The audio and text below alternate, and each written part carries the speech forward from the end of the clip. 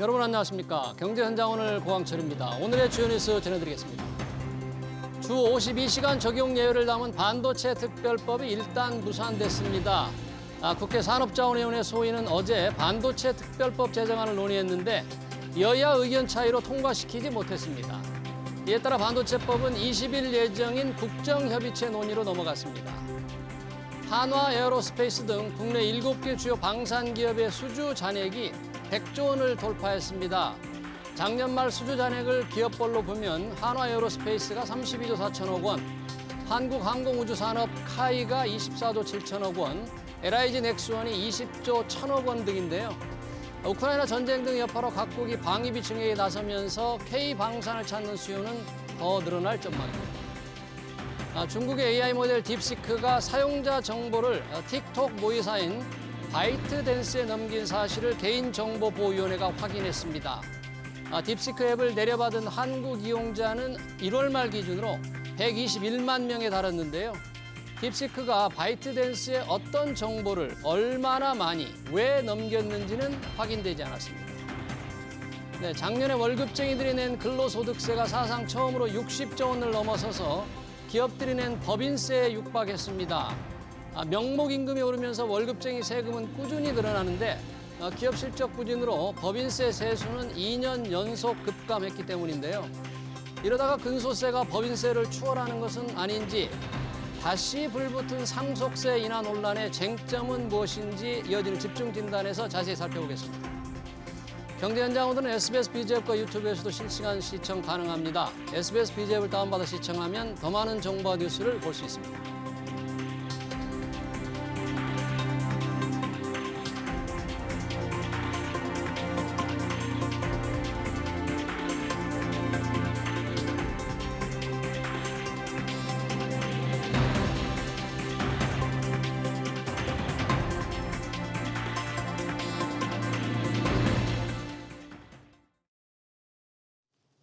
네, 근로자들이 내는 세금이 기업들이 내는 세금보다 많아지려고 합니다. 소득 한 푼 숨길 수 없는 월급쟁이로서는 좀 화가 날 듯도 한데요.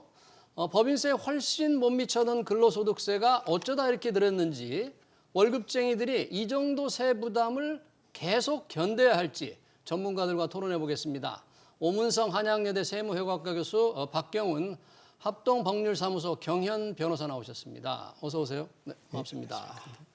자, 근로소득세가 급증을 해서 기업들이 낸 법인세에 육박했다. 지금 근소세가 60조 원을 넘어섰다고 합니다. 월급쟁이들 소득 한 푼도 숨기지도 못하고 유리지갑이라고 하는데 기업들보다 세금을 많이 댄다? 어떻게 이렇게 돼 있는지, 세금이 얼마나 되는지. 오문성 교수님. 예.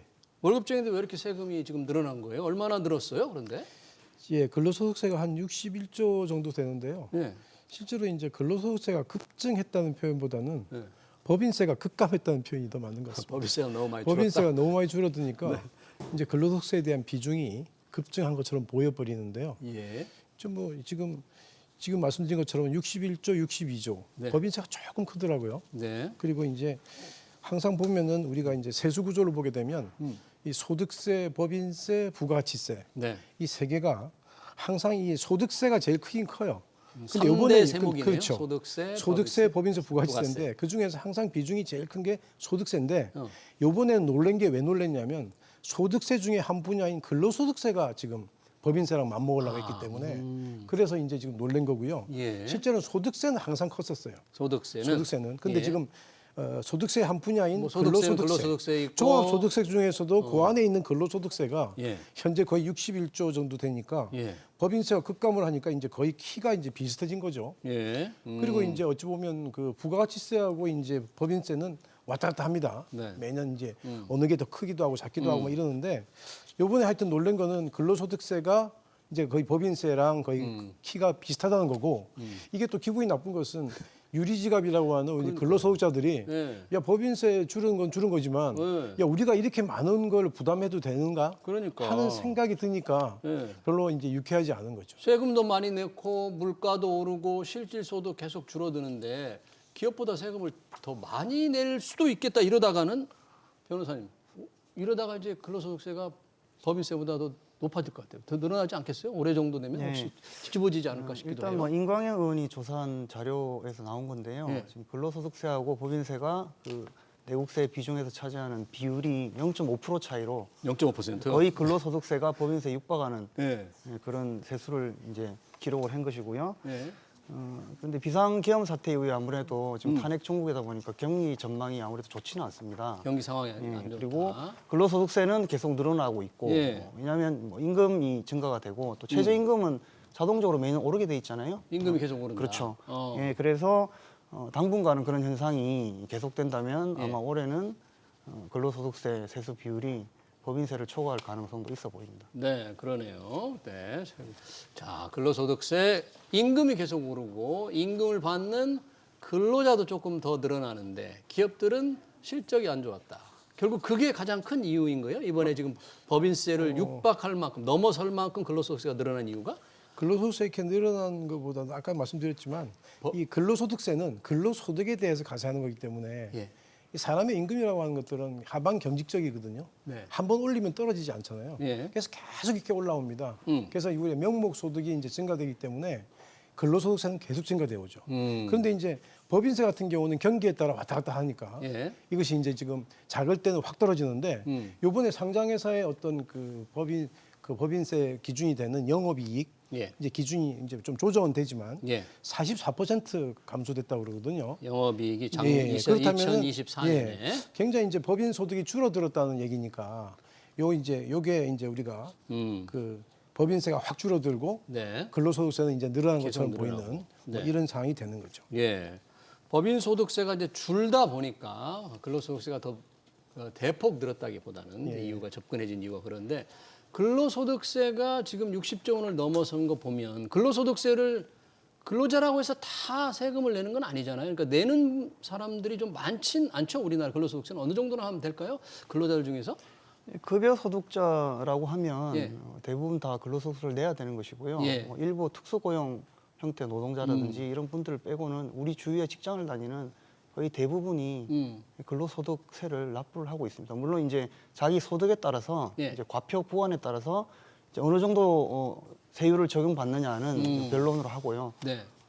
현재로서 나온 통계는 그렇습니다. 네. 일단 뭐 소득이 좀 적은 분들은 뭐 공제 같은 걸 다 받다 보니까 세금을 이제 거의 안 내는 분들도 꽤 많을 것 같은 생각은 드는데, 그러니까 내는 분들이 그러는데 이 소득세율 자체가 최고 세율이 45%입니다. 우리나라 45%죠. 지방 소득세까지 합치면 49.5%인데 지금 이제 우리나라의 이제 근로소득세만 보면 생각보다 근로소득세를 안 내고 있는 분들도 꽤 됩니다. 우리나라가. 그래서 항상 이 근로소득세 면세점을 조정하자라는 말씀들이 나오는데, 그러니까 저도 항상 궁금했어요. 예. 주위에는 근로소득세를 안 내는 분이 없는데 예. 실제로 안 내는 분들이 한 30% 정도 우리나라에 있다고 하는 것은 근로자들 중에서. 예, 그래서 그 이제 좀 어려운 분들이 있다는 생각이 들고요. 예.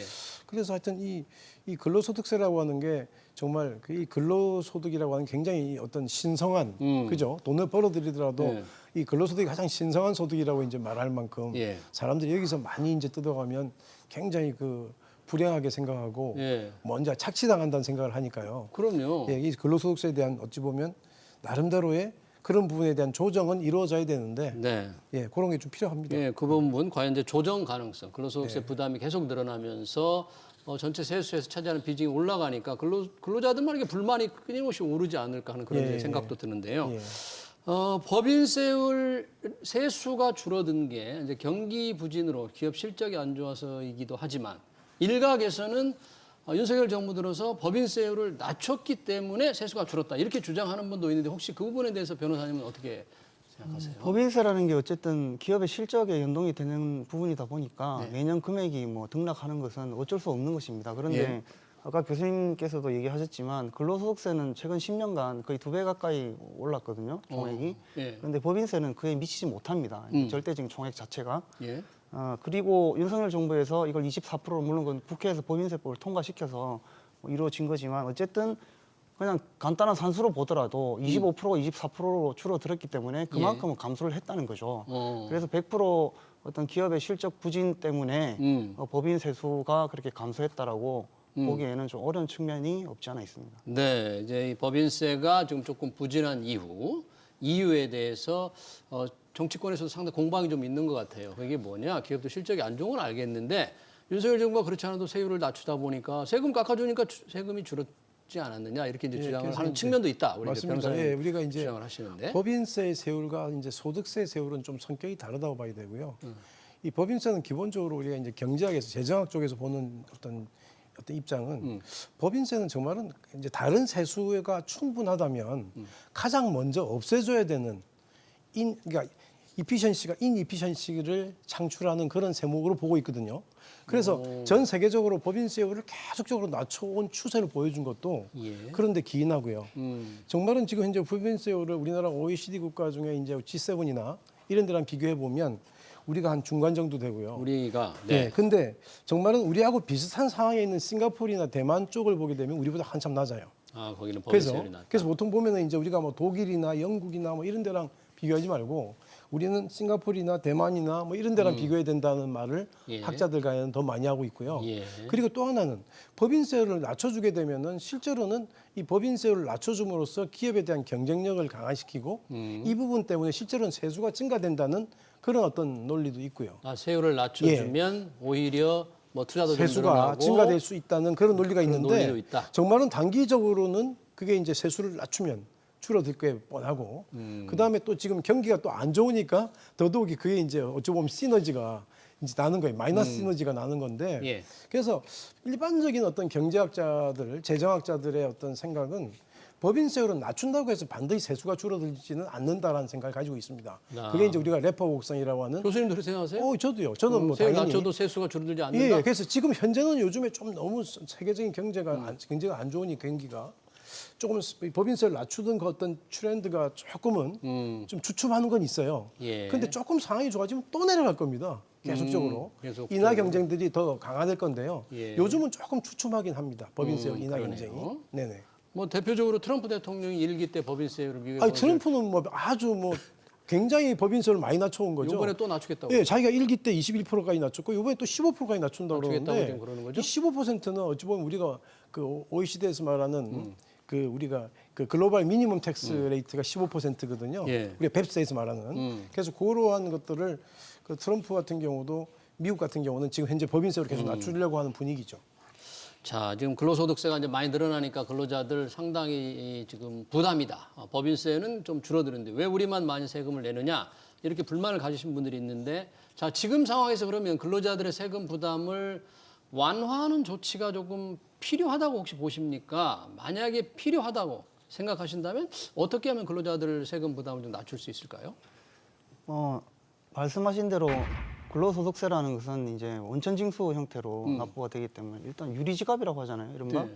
그래서 뭐 아까 30% 얘기하셨지만 그건 좀 예외적인 상황이고 네.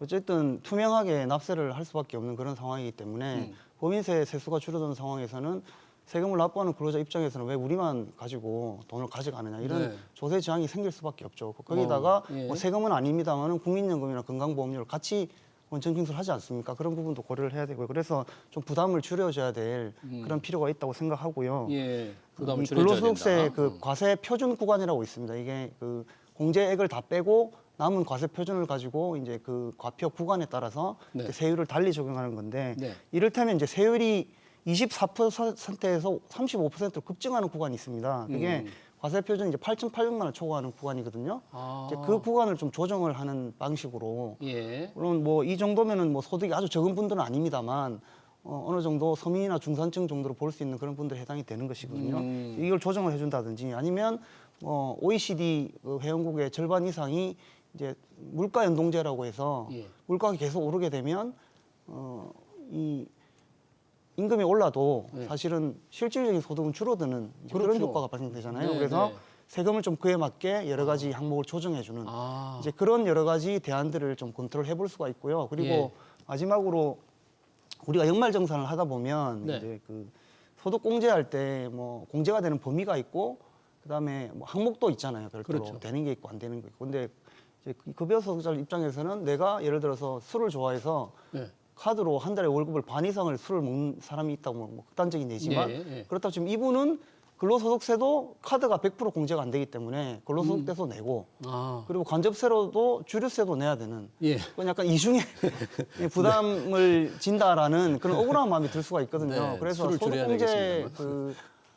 범위를 조금 확대해주는 그런 것도 좀 고민을 해볼 필요가 있을 것 같아요. 네, 이제 계속 근로세가 이렇게 늘어나면 이제 조세 저항이 생길 수 있기 때문에 아까 이제 과세 표준 구간, 과표 세금을 매기는 기준인 8,800원 넘을 때 세율이 이렇게 탁 뛴다 이런 거잖아요. 근데 과세 표준이라는 게 세금을 매기는 기준 소득인데 이게 전혀 지금 그동안 변하지 않았죠. 그대로 있으니까. 그러니까 지금 물가연동제를 말씀하셨는데 실제로 물가연동제는 소득세법에서 계속적으로 그 개선 사항으로 나왔었는데 이게 굉장히 더디게 지금 가고 있습니다. 물가 그래서 오른 만큼 과표를 예, 이렇게 올려. 왜냐하면 우리가 이제 근로자들이 소득이 올라도 명목 소득이 오르는 거라서 실제로 물가가 오르게 되면 그 실질 인컴은 떨어지잖아요. 그렇죠. 그러니까 이제 이런 부분에 대해서 가표 구간이나 실은 우리가 이제 그 공제한 항목들 이런 부분들에 대해서도 실은 이게 조정을 해줘야 되는데 예. 이게 굉장히 오랜 기간 동안 조정이 안 돼요. 왜 안 하고 있어요? 그러니까 그게 정부는? 아니 정부에서도 계속 거기에 대한 문제점은 알고 있는데도 네. 그거를 이제 물가를 연동시켜서 계속적으로 매년 네. 거기에 기준을 맞춰서 해야 되는데 그걸 뭐 올리더라도 한 몇 년씩 있다가 한 번씩 올리고 왜 어떨 때는 뭐 한 10년 지나도 왜 공무원들이 안 월급 고치고. 받고 일을 안 하죠 그렇게? 근데 아마 물가 연동제라고 하는 게 이제 방법은 굉장히 좋은 방법인데 자기들이 하기는 조금 성가신 방법이라고 생각할 수도 있을 것 같긴 해요. 근데 네, 네. 그렇지만 이게 물가 연동제가 우리가 뭐 도입하지 못할 정도의 그런 난이도가 있는 그런 제도는 아니기 때문에 예. 여기에 대한 검토를 반드시 해야 되고 예. 이건 뭐 세부담에 대한 완화보다는 어찌 보면 당연히 해줘야 되는 겁니다. 예전에 우리가 그 10억이라고 1억이라는 돈과 네. 지금 한 20년 전에 1억과 지금 1억은 다르잖아요. 그렇죠. 지금 1억 받는 근로소득자들이 많지만 예전에는 달랐거든요. 그런데 지금 현재 가표 구간이 아주 오랜 기간 동안 바뀌지 않는다 그러면 예. 그거는 합리적이지 않죠. 네. 그래서 그 부분은 조정을 해주시면 그러니까 과세 표준 세금을 매주는 경우 맞습니다. 세율이 똑같다고 하더라도 예. 물가가 오르면서 소득이 올라가니까 저절로 증세가 되는. 맞습니다. 근로자가 가만히 있는데 세금을 더 내게 되니까. 예, 그게 점진적으로 맞춰서 계속 오르는 거죠. 뭐. 물가에 맞춰서 조금 인상을 해줘야 되는데 공무원들이 좀 무능해서 안 하는 건지 아니, 귀찮다고 안 하는 건지 뭐 조금 무능하다고 그건 아니죠. 공무원들도 유능한 네, 분들이 이 많은데 방송을 보고 좀 그런 걸 해줘서 근로자들 세금 부담 좀 낮춰줬으면 좋겠습니다. 이 또 하나 세금에 관련된 굉장히 중요한 이슈가 하나 있죠. 상속세입니다. 지금 상속세 여야가 뭔가 지금 작년 말에 원래 상속세법 개정안이 국회에 올라갔는데 이게 지금 전혀 토론이 안 되고 협의가 안 됐죠. 그런데 이번에 이재명 대표가 지금 꺼냈어요. 일괄 공제와 배우자 공제를 현재 각각 5억인데 이걸 8억과 10억 원으로 공제를 높이자 이런 주장을 했는데요. 이 상속세 공제 높이는 방안은 어떻습니까? 변호사님 보시기에 이게 굉장히 합리적인 겁니까?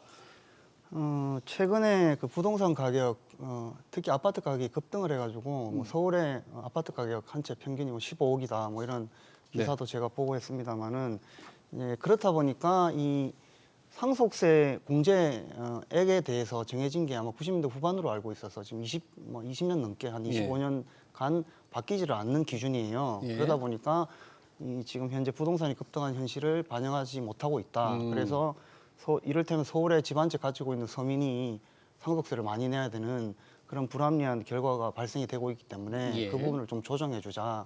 그런 취지에서 아마 더불어민주당에서 예. 그런 주장을 하고 있는 것 같고요. 예. 원래 민주당의 입장은 그 상속세율 최고세율 50%. 네. 이제 이 부분은 건드리지 말자는 입장이었고. 민주당은 예. 네.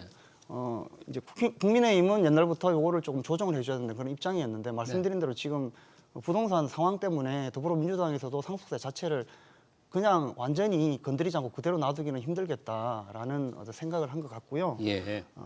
다만 아까 근로소득세가 부담이 너무 크다. 그래서 네. 이 부분을 좀 부담을 완화해주는 그런 방법을 좀 강구해야 된다라고 말씀을 드린 바 있는데 네. 이 상속세 부분까지 이렇게 절감하는 방안을 마련한다면 뭐 세수 부족이 좀 우려되는 그런 부분도 없지 않아 있다고 생각합니다. 만약에 근로소득세 부담을 조금 완화한다면 그런데 완화하면서 동시에 상속세까지 조금 부담을 덜어준다면 이제 세수 부족이 나라 살리면서 상속세만 볼 것은 아니고 좀 다른 세목과 다른 함께. 세목하고 연동을 해서 봐야 된다는 예. 그런 말씀입니다.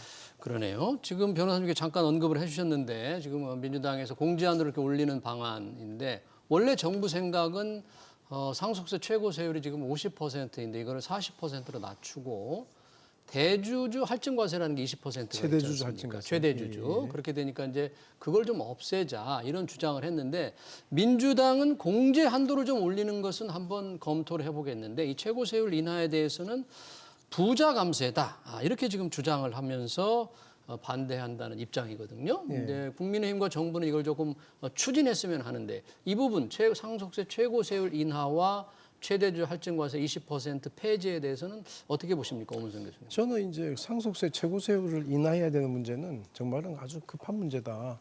급한 왜냐하면 문제다? 우리 전 세계적으로 우리나라 같은 이런 상속세 높은 세율을 들고 있는 나라가 없습니다.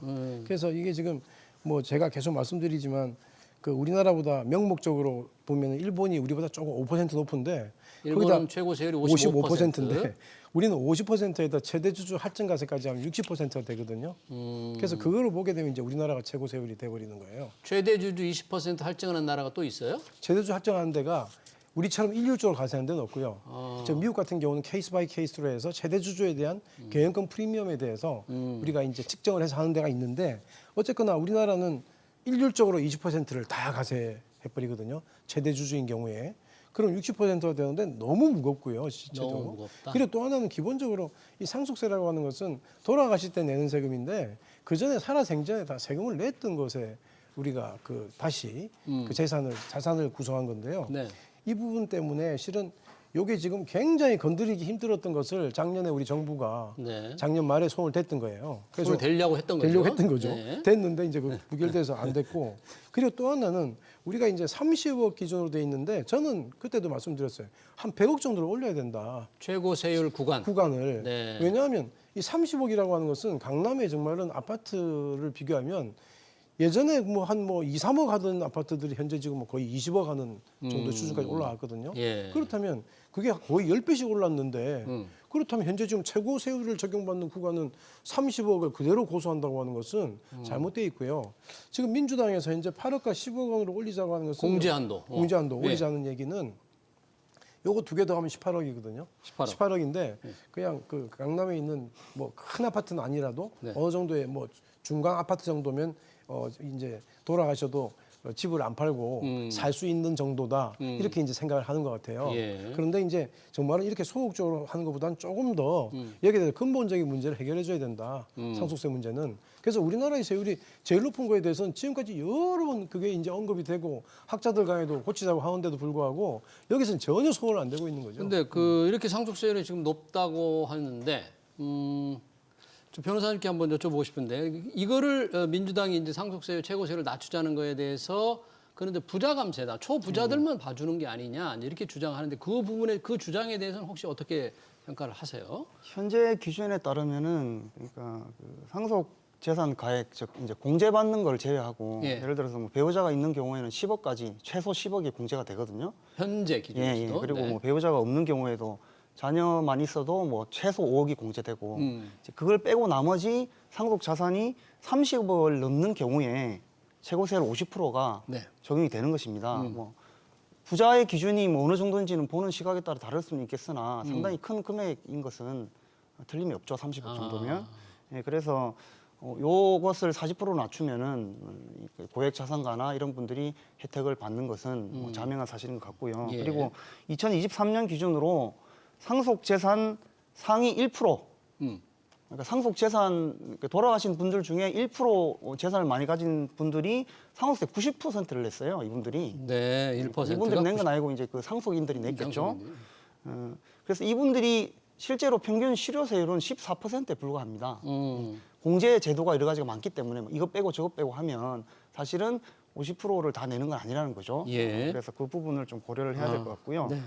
다만 이제 상위 0.03% 아주 상위에 있는 분들은 너무 상속 재산이 많으니까 공제를 많이 받아도 남는 게 많은 거예요. 그 경우에 이분들은 거의 다 세금을 납부해서 평균 실효세율이 한 44%. 실효세의 44%. 그래서 이제 전체 실효세율을 상속 재산 가액 상관없이 100% 상속 재산의 실효세율을 계산해 보면 23% 정도가 됩니다. 23% 정도. 그래서 이것을 50%에서 40%로 낮추면 아까 말씀드린 상위 0.03%의 실효세율이 확 떨어지겠죠. 그래서 이분들이 돈을 적게 내는 것이기 때문에 민주당에서 부자 감세라고 주장을 하는 것이고 네. 뭐 일견 타당한 의견이라고 볼 수가 있습니다. 예.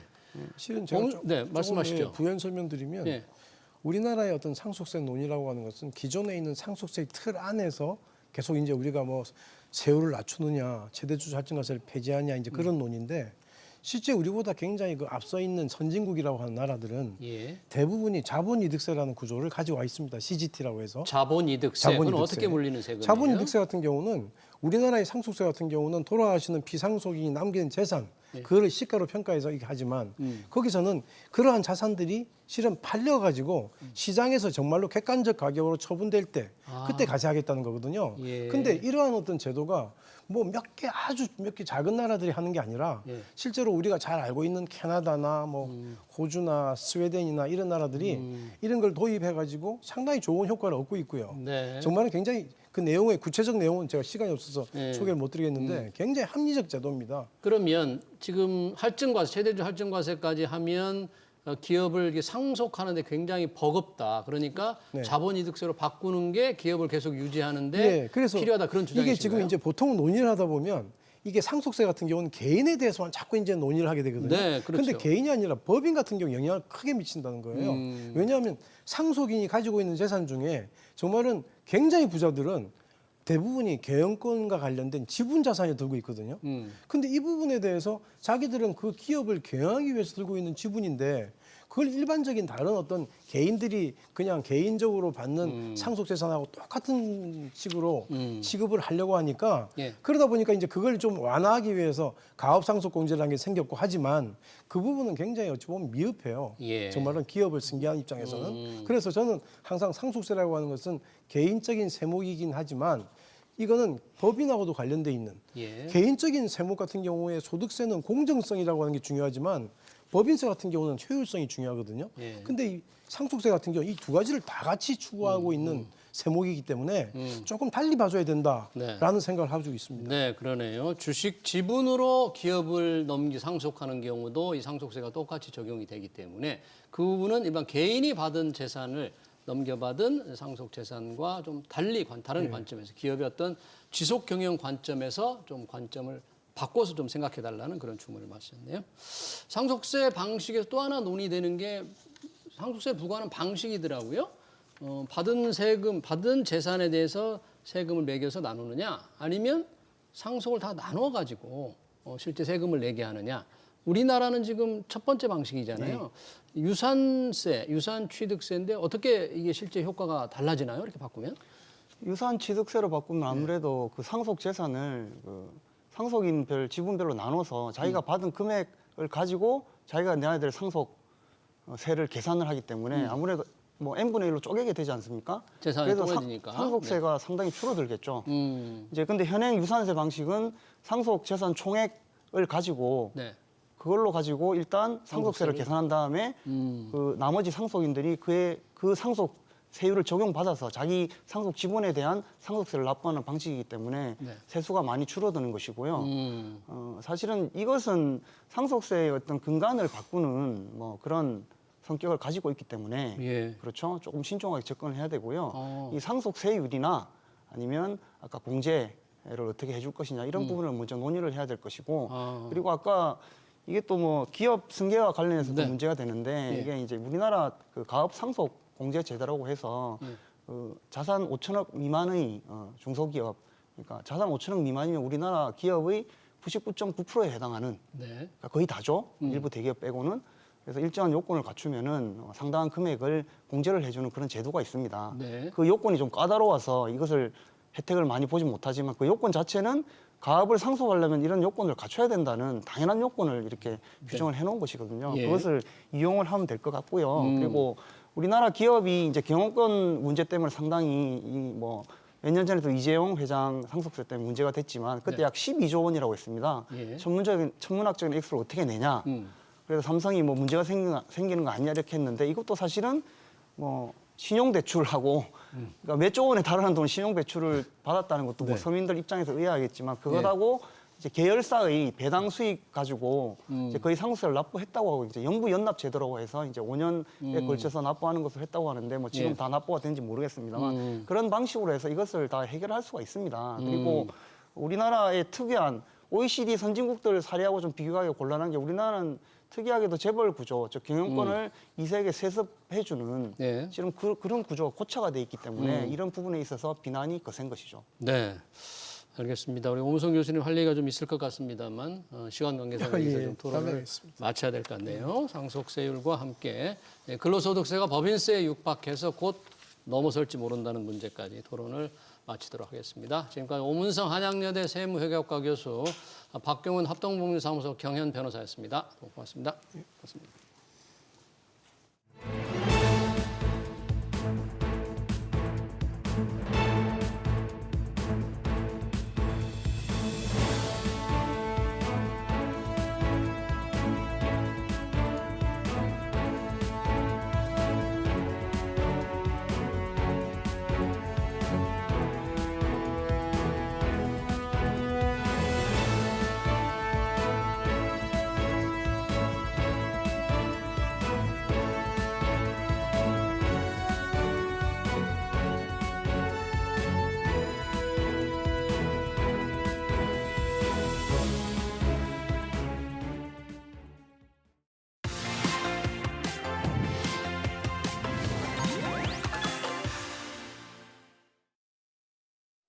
네, 아파트 매물이 쌓이고 실거래 가격이 떨어지고 있다고 하는데 실제 사려는 사람은 아직 가격 하락을 체감하지 못합니다. 그리고 공사비가 오른 탓에 분양가는 계속 치솟아 새 집 마련은 더욱 어려워지고 있죠. 사지도 못하고 팔지도 못하는 상황 앞으로 얼마나 더 이어질지 알아보겠습니다. 이광수 아리 리서치 대표 나오셨습니다. 대표님 어서 오세요. 안녕하세요. 자, 요즘 부동산 시장이 조금 좀 아리송합니다. 시장은 상당히 안 좋다는데 일부 지역에서 신고가도 나오고. 그런데 지난해 아파트를 산 사람들 이렇게 한번 세대별로 나눠서 보니까 30대가 지금 가장 많았다고 그래요. 우리 30대가 이렇게 소득이 아주 40, 50대에 비해서 소득 축적이 이렇게 많지 않은 계층인데 어떻게 이렇게 30대가 40대를 추월해서 집을 더 많이 샀을까요? 그렇습니다. 뭐 앵커님 말씀하신 대로 최근에 매수 비중을 보면 네. 연령대별로 보면 30대 매수 비중이 계속 증가하고 있는데요. 가장 큰 이유는 대출이 증가했기 때문입니다. 대출. 그래서 빚을 통해서 일종의 유효 수요가 되고 그다음에 집을 사기 시작한 거죠. 근데 그 대출의 종류가 있는데 예. 직접 뭐 이렇게 주택담보대출을 받은 것도 있고요. 또 하나는 뭐냐면 정책 대출이 있었어요. 정책적인 네, 대출이 있다. 네, 그렇습니다. 네. 그래서 정부가 뭐 예를 들어서 특례 보금자리론이나 아니면 신생아 대출 같은 걸 통해서 특히 30대 무주택자를 대상으로 한 정책 대출이 증가하면서 그렇게 대출을 받고 시장에 또 수요가 증가하는 그런 효과를 보이면서 어쨌든 중요한 건 30대가 아파트를 최근에 많이 샀다 이렇게 네. 판단하시면 됩니다. 네, 그러니까 젊은 층. 사실 30대라면 집을 사기에는 조금 우리가 젊다 이렇게 얘기할 수도 있잖아요. 그렇습니다. 젊은 층들이 이제 많이 샀는데. 그러니까 과거하고 비교해서 그러니까요. 네, 네. 30대 집을 사볼 엄두도 못 냈던 시절이 있었는데 지금 많이 샀다. 그런데 그게 대출이다. 그리고 정책 대출이다. 일반 대출은 금리가 좀 비싸고 정책 대출은 쌀 텐데 이 30대들이 그러면 빚이 많을 거 아닙니까? 그렇습니다. 이 사람들의 지금 부채 비율이 굉장히 높겠어요, 그러면? 일단 평균적으로 보면 30대의 부채 비율이 전 세대와 비교해서 가장 높은 상황인데요. 예.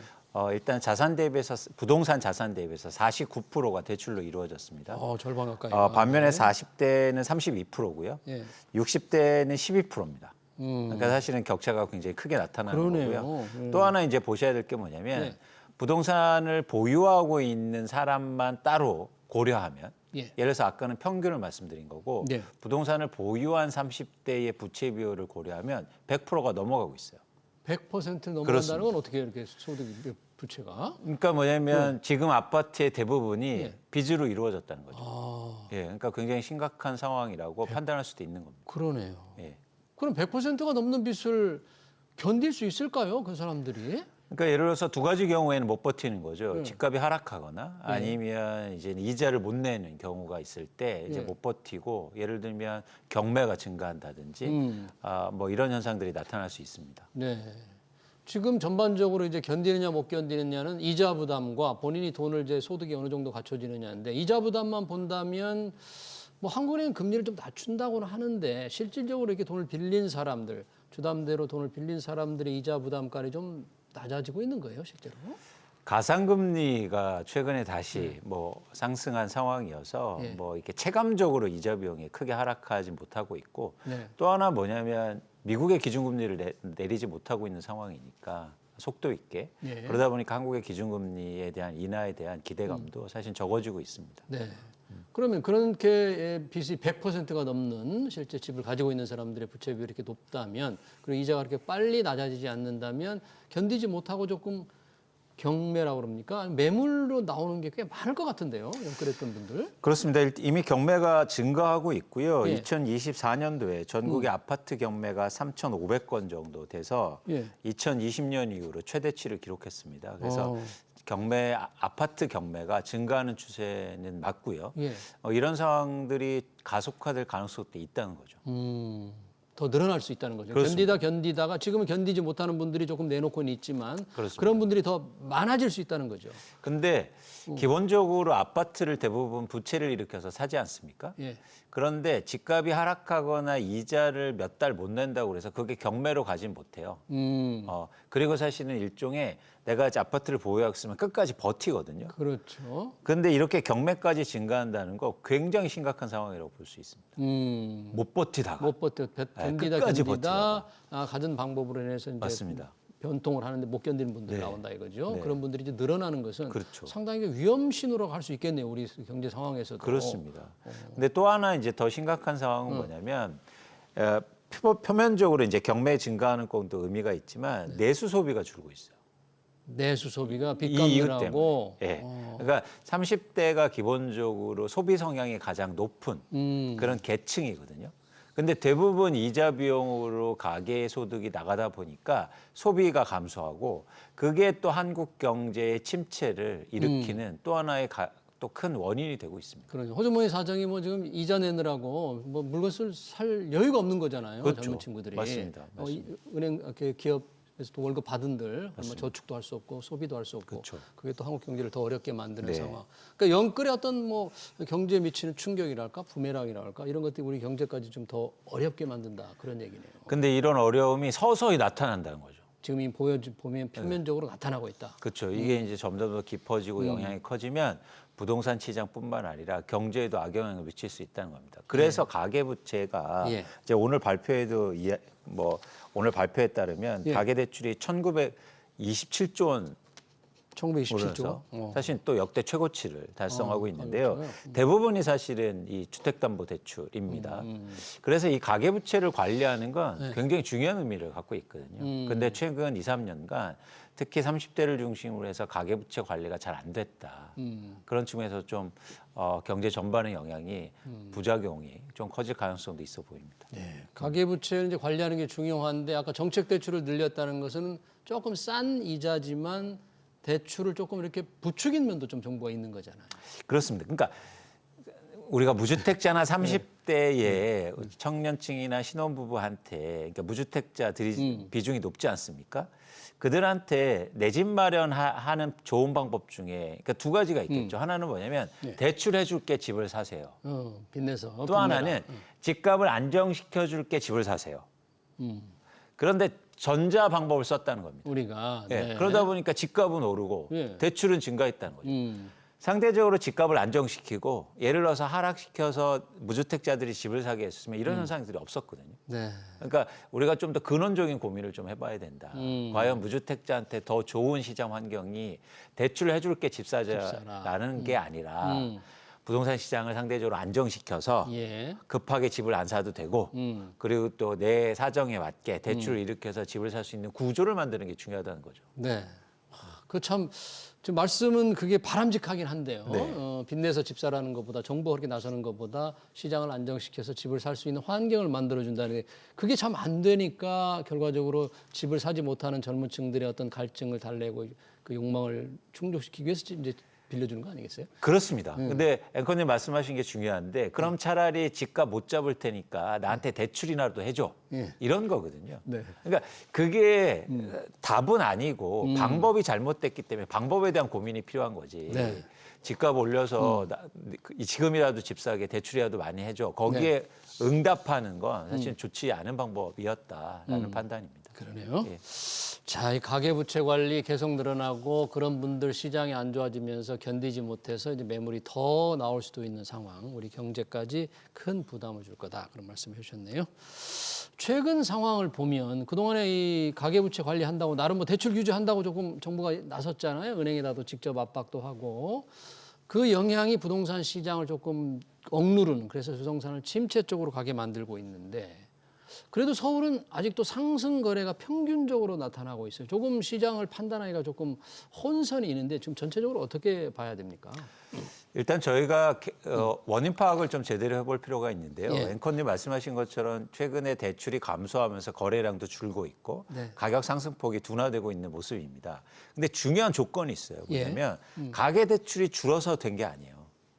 그럼요. 가계 대출이 그동안 너무 많았기 때문에 네. 사실은 과잉된 측면에서 다시 제자리로 들어오는 겁니다. 그러니까 네. 이렇게 대출이 계속 증가하지 않으면 이런 현상들이 사실은 일종의 노멀한 현상이죠. 네. 그러니까 우리가 잘못 판단하고 있다는 거예요. 그러니까 수십조 원의 대출이 이루어지지 않으면 이렇게 집값이 계속 오를 올라갈 수가 없다라는 걸 지금 보여드리는 거고요. 예. 그리고 또한 아주 단기적으로 보면 네. 서울의 일부 지역에 예를 들어서 주택가격 지수가 오르는 건 호가가 오르기 때문입니다.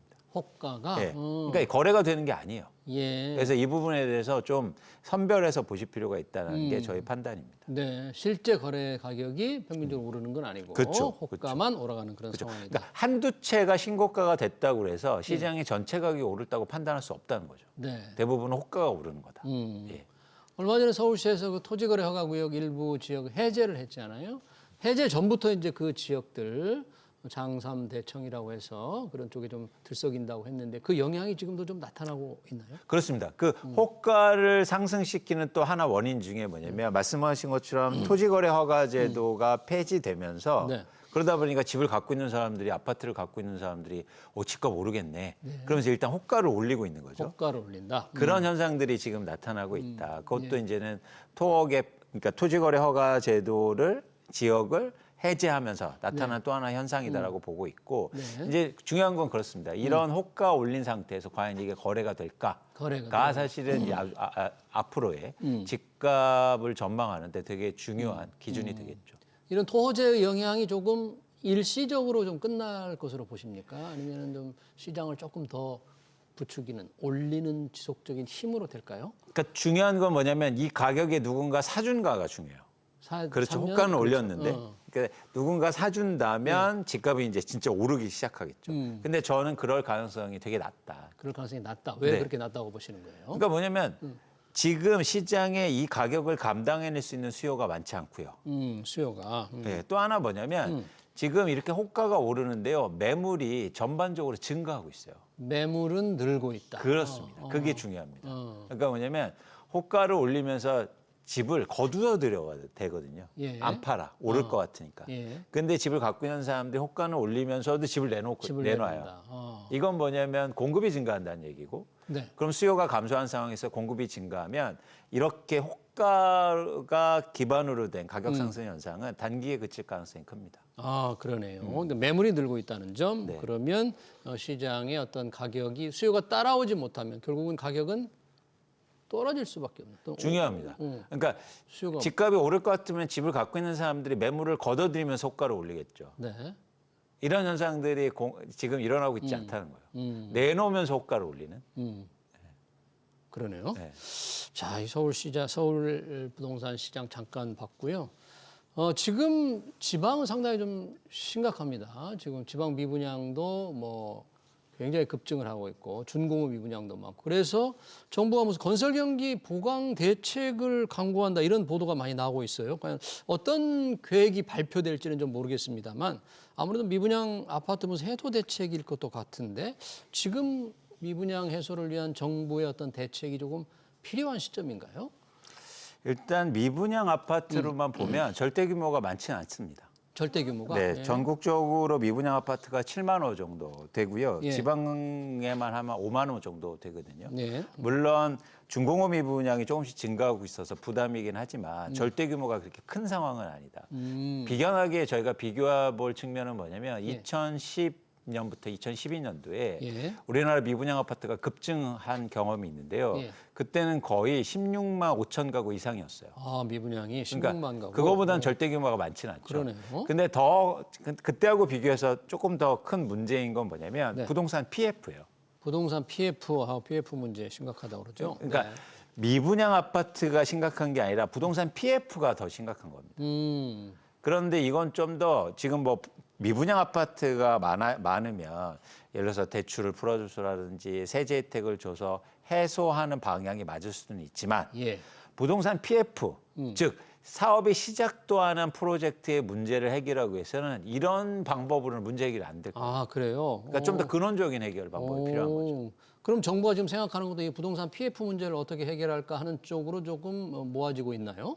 그러니까 정부는 관성적으로 행동하는 거죠. 예를 들어서 과거처럼 미분양 아파트 건설 경기 안 좋아? 그럼 미분양 아파트가 증가한 거지. 그럼 과거처럼 그냥 미분양 아파트 해소하면 해결되겠지라고 판단하는 겁니다. 네. 그래서 과거하고 똑같은 정책을 도입하려고 하는 거예요. 그래서 가계대출 풀어줘서 예. 그다음에 또 하나 뭐 취득세라든지 양도세 미분양 아파트 완화해줘서 네. 이런 방식으로 해결해 주려고 하는데 그건 미분양 아파트를 해소하기 위한 방법일 뿐입니다. 예. 부동산 PF를 해소하는 방법이 아니에요. 부동산 PF 문제도 정부가 뭐 대책을 세운다고 하고 이미 몇 차례 발표도 했는데 현재도 뭔가 큰 진전이 없나 봐요. 없죠. 그럼 그래서- 어떤 방법이 있나요? 그럼 CF 문제를 해결할 수 있는 좀 방법이 있을까요? 그러니까 부동산 PF라는 건 결국 땅을 사놨는데 네. 사업을 시행하지 못하는 거예요. 그렇죠. 그렇죠.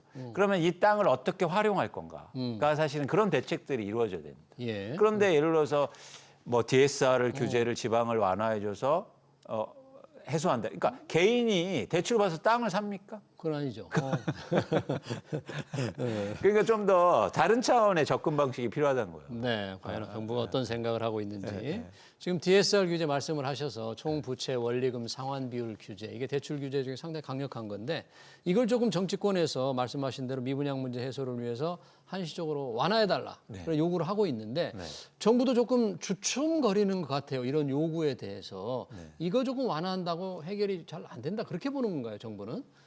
그러니까 정부는 일차적으로 가계부채가 이렇게 많은 상황 속에서 가계부채를 또 통해서 또 건설의 부동산의 문제를 해결하려고 하는 그 방향성에 대해서 이제 부담스러운 게 첫 번째고요. 예. 두 번째는 뭐냐면 이게 진짜 맞는 방법이냐는 거죠. 이게 맞느냐?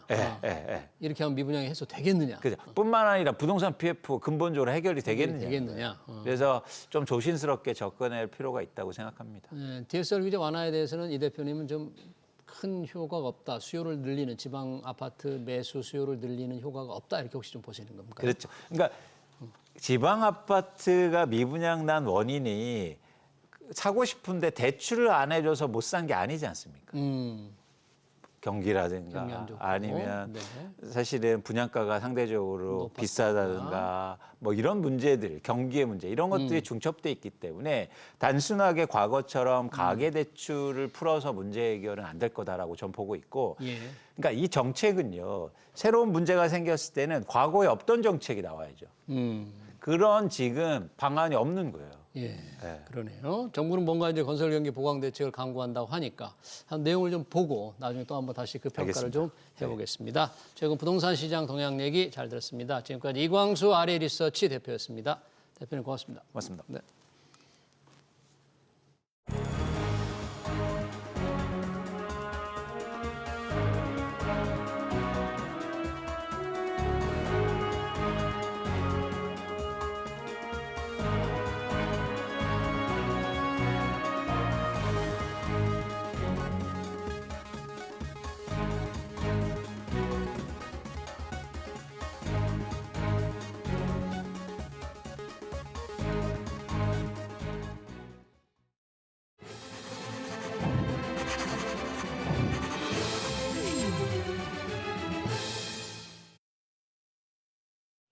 네, 우리나라의 상속세 최고 세율은 50%라고 하죠. 하지만 최대 주주에겐 할증과세가 적용돼 실제 최고 세율은 60%로 올라갑니다. 중소, 중견 기업들이 상속세를 내고는 경영권을 지키기 어렵다는 얘기입니다. 기업을 지속하면 일자리가 유지되는데 상속세 부담에 포기해야 하는 상황도 생긴다는 거죠. 그래서 스웨덴이나 노르웨이 같은 유럽의 많은 국가는 상속세를 폐지했습니다. AI 기술 경쟁도 아닌데 굳이 상속세만 세계 1등을 고집하는 이유 참 이해하기 어렵습니다. SBS BZ 경제현장 오늘 여기서 마치겠습니다. 시청해주신 여러분 고맙습니다.